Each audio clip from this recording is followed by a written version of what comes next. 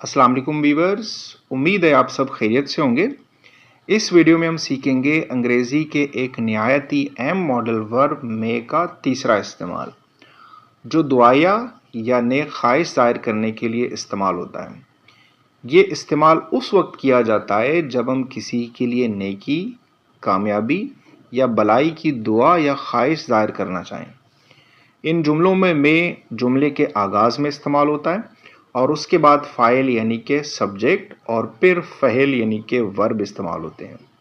ये अंदाज़ रस्मी यानी कि फॉर्मल भी है और अदब व एहतराम पर मबनी भी होता है। अब आइए देखते हैं इसके चंद खूबसूरत मिसालों को। इसकी पहली मिसाल है, फर्स्ट सेंटेंस है may you live long, Allah तुम्हें लंबी उम्र दे।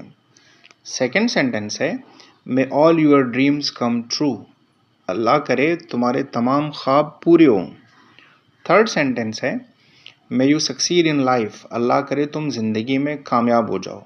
फोर्थ सेंटेंस है may peace be upon you, यानी कि तुम पर सलामती हो। फिफ्थ सेंटेंस है may you always stay happy, Allah करे तुम हमेशा खुश रहो। सिक्स्थ सेंटेंस है may this new year bring you success and joy, Allah करे ये नया साल तुम्हारे लिए कामयाबी और खुशियाँ ले आए।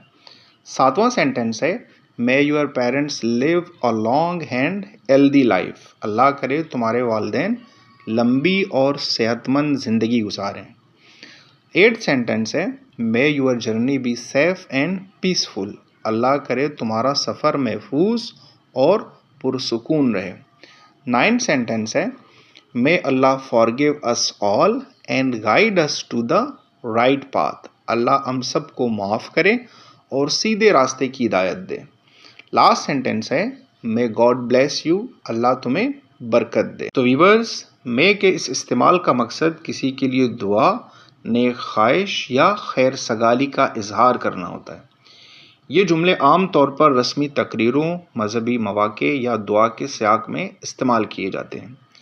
याद रखें, मे का ये इस्तेमाल अंग्रेज़ी ज़बान को ना सिर्फ शाइस्ता बनाता है बल्कि इसे रूहानी और इखलाकी रंग भी देता है। उम्मीद करता हूँ आपको ये वीडियो पसंद आ गई होगी। अगर आपको वीडियो पसंद आई है तो वीडियो को लाइक करें और चैनल को सब्सक्राइब करें। मिलते हैं अगली वीडियो में। अल्लाह हाफिज़।